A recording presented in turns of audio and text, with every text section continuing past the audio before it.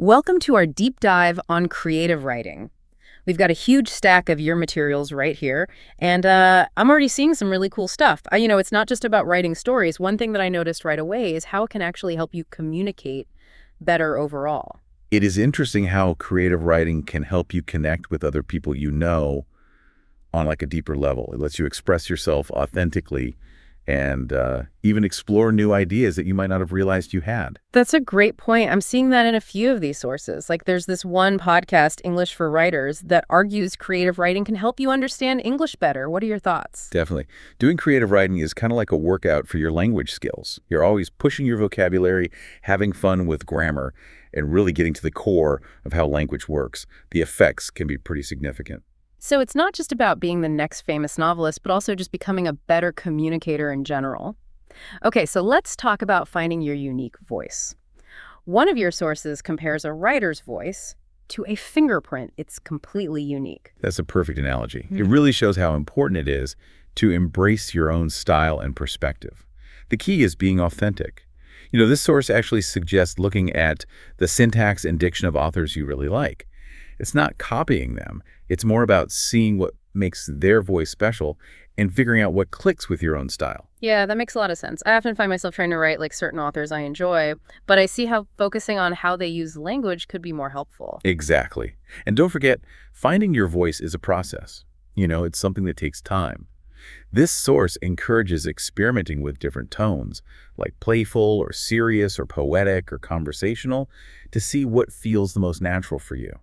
It's all about figuring out where your words just flow. Now, one thing I've been trying to do more of is showing instead of telling in my writing. And one of the sources here gives some subtle ways to do that with abstract ideas. It uses the example of describing a character's kindness. Instead of just saying they're kind, you could show it by having them volunteer at an animal shelter every weekend. That's a really good example. It's about painting a picture with your words instead of just stating facts. This source also suggests showing a character's conflict by contrasting their actions with what they're feeling inside. For example, that kind character who volunteers at the animal shelter might also have trouble standing up for themselves at work. It gives them more depth. It makes them more complex. Yeah, I like that. Showing that inner conflict makes the character feel more relatable and human.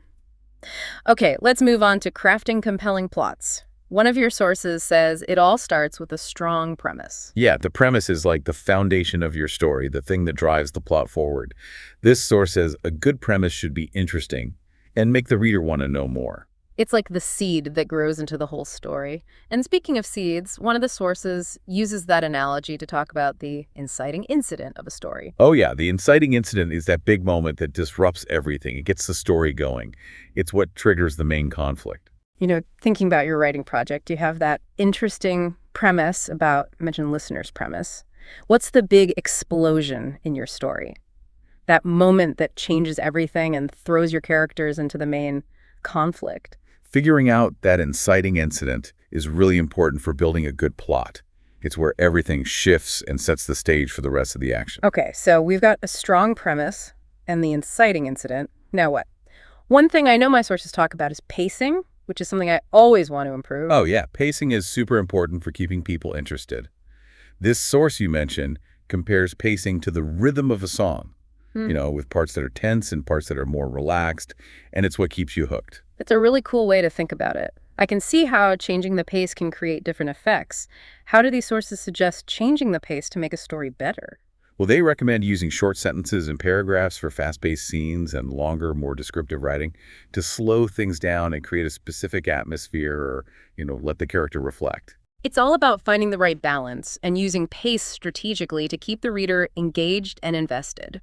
That's right. And it's important to remember that pacing isn't just about how fast things happen. It's also about how you use time and the order of events to get the effect you want. Okay, now one of the hardest things for me is dialogue. It's so easy to make it sound stiff and unnatural. Yeah, I know what you mean. Writing good dialogue takes practice. It's about capturing the way people really talk. The interruptions, the pauses, the hesitations, and even the way they choose their words. That makes sense. Real dialogue is more organic and spontaneous instead of just perfectly structured sentences. Do any of these sources have tips on making dialogue sound more natural? This one source suggests just listening to how people talk every day. Pay attention to the rhythm and the way they say things and the casual language they use. So it's like eavesdropping for inspiration. I like that. Instead of trying to make up dialogue from scratch, we can get ideas from real conversations around us. Exactly. And another thing this source says is don't explain everything in dialogue. Real conversations don't always say everything out loud. They have things that are implied and unsaid. You want to create subtext that lets the reader fill in the blanks and figure things out on their own. That reminds me of something from this podcast we've been talking about. Instead of a character saying, "I'm really angry with you," they could say, "Oh, so now you remember my birthday." It's subtle, but it gets the anger across in a much stronger way. That's a great example of how subtext can add more meaning to dialogue. It lets the reader understand the meaning and make their own conclusions, which makes the conversation more interesting and realistic. It's like giving the reader a puzzle to solve, which keeps them more involved in the story. Now, how about we talk about making our stories come alive with vivid descriptions? Sure. One of your sources talks about the power of using sensory details in your descriptions. It's about making the reader feel like they're actually in the scene, experiencing it with their senses, not just reading about it. So instead of just saying, "The forest was beautiful," we could describe the sunlight filtering through the trees and making shadows on the mossy ground and the smell of pine and damp earth in the air. Yeah, exactly. Yeah. You're creating a picture with your words and making the reader feel like they're in the forest themselves. That reminds me of a point this source makes about focusing on a few important details instead of overwhelming the reader with too much description. It's about choosing the details that capture the feeling of the scene and evoke the right emotions. I agree. Sometimes one perfectly chosen detail can be more powerful than a whole paragraph of description. Less is more. I like that. We've just scratched the surface here, but I'm already feeling inspired. What else is in this stack of materials? Well, we've covered finding your voice, creating good plots, using vivid descriptions, and mastering dialogue. But there's still so much more to explore. Why don't we move on to editing and revision next? Okay, that sounds like a good place to pick up in part 2. All right, so we're back and ready to talk about editing and revision. I have to admit, this is the part I dread the most. I get it. It can feel pretty daunting going back and critiquing your own work. But you have to remember, editing is a really important part of writing. That's where your writing really comes together and reaches its full potential. You know, one of these podcasts had a whole section where they answered listener questions about creative writing. One listener asked, "How do I make my dialogue sound more natural?" Which I thought was a great question because that's something I struggle with too. Yeah, that's a common one. The podcast host said that it's really important to pay attention to how people talk in real life. Like listen to the words they use, the rhythm, and even the little interruptions and pauses that happen naturally. Yeah, that makes sense. We should try to capture those little imperfections that make dialogue sound more real instead of aiming for perfectly structured sentences. Right, and they also said not to over-explain things in dialogue. Just like in real life, people don't always spell everything out. There are things that are implied and left unsaid. It's more about creating that subtext so the reader can fill in the blanks and figure things out themselves. It's like we're giving them a puzzle to solve, which makes them more engaged in the story. Speaking of puzzles, one of these sources describes plot structure as a puzzle with all the pieces fitting together. Have you ever thought about it that way? I like that analogy. It shows how all the parts of the plot have to work together to make a complete and satisfying story. This source goes on to say that a strong plot needs a clear beginning, middle, and end. It also talks about conflict and resolution. Yeah, conflict is what drives the story forward. It creates that tension and keeps the reader guessing. And then resolution gives you a sense of closure and satisfaction.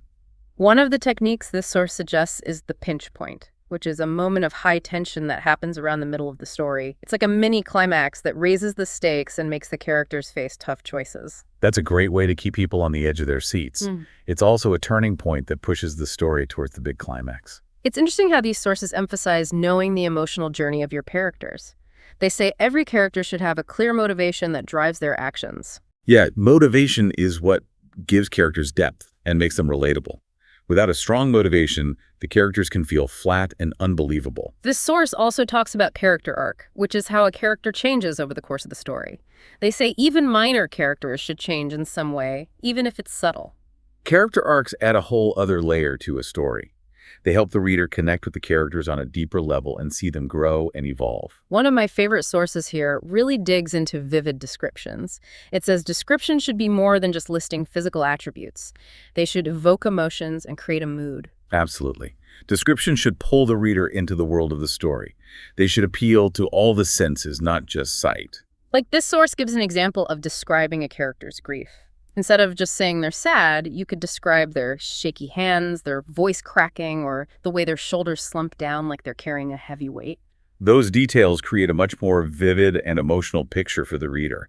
It's all about showing, not telling, even when it comes to feelings. Speaking of showing, one of the sources mentions negative description. It suggests focusing on what's not there in a scene to create a feeling of emptiness or loss.